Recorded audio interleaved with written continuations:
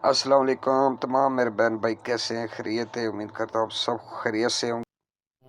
आज बीफ कढ़ाई की ऐसी रेसिपी लेके आया हूँ काली मिर्चों वाली।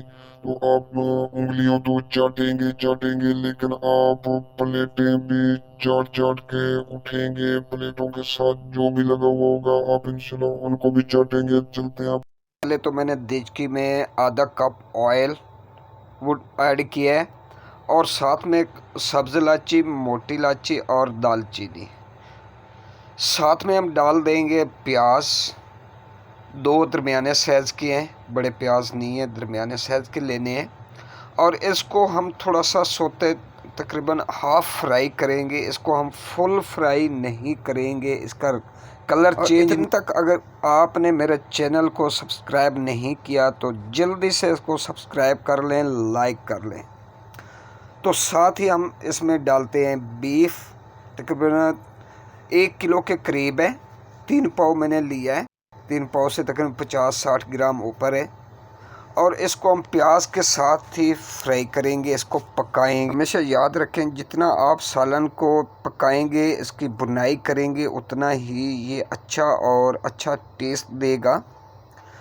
तो अल्हम्दुलिल्लाह जो प्याज का पानी था, गोश्त का पानी था, वो खुश्क हो चुका है, घी ऊपर आ चुका है। और साथ हम लहसुन अदरक का पेस्ट वो हम शामिल करेंगे, तकरीबन 2 चम्मच के करीब। और इसको मज़ीद हम थोड़े से बुनाई करेंगे, 2 से 3 मिनट 4 मिनट लाजमी बताया करें कर लेंगे रेसिपी कैसी लगी है।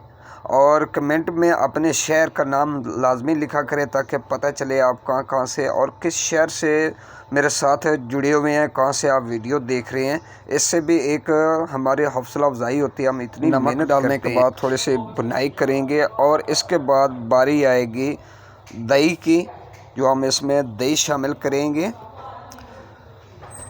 तो 1 कप के करीब मैंने दही लिया है, फेंट के वो इसमें शामिल करेंगे। बिल्कुल नई आज आपको एक रेसिपी बता रहा हूँ, इंशाल्लाह ये आपको बहुत ही पसंद। अब इसमें शामिल करेंगे पानी, तकरीबन लीटर से ज़्यादा, 1.25 लीटर के करीब मैं पानी ऐड करूँगा, ताकि अच्छी तरह ये गल जाए। जब तक एक उबाल आता है तो हम आँच इसकी तेज़ रखेंगे। जब उबाला एक आ जाएगा तो इसका चूल्हा बिल्कुल हल्का कर देंगे, ताकि ये गल जाए। कम से कम आधा पौना घंटा लग जाएगा। पौना घंटा हमारा तकरीबन गुजर चुके हैं। तो अब हम गोश्त के कंडीशन देखते हैं।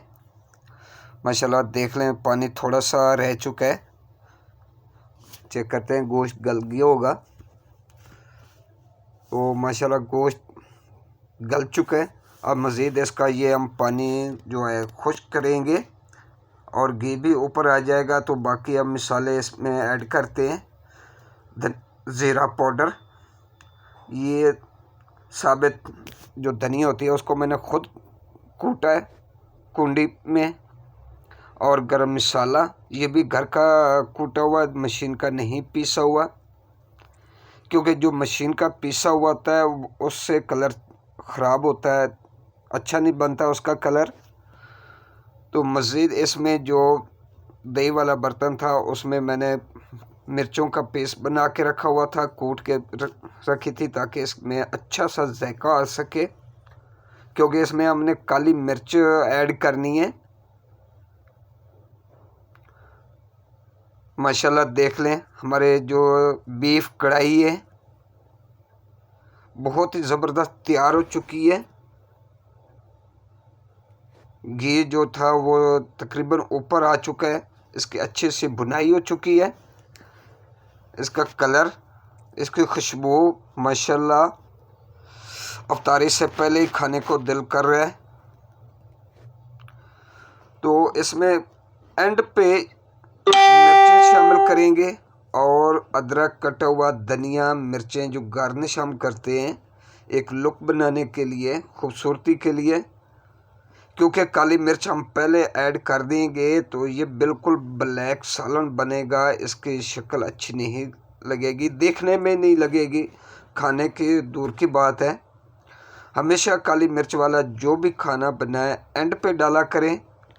और उम्मीद करता हूँ कि ये आपको वीडियो बहुत पसंद आई होगी। आप लाजमी मुझे कमेंट में बताएंगे। तो अभी मुझे इजाज़त दें, इंशाल्लाह मिलेंगे नेक्स्ट वीडियो में। अल्लाह हाफ़िज़।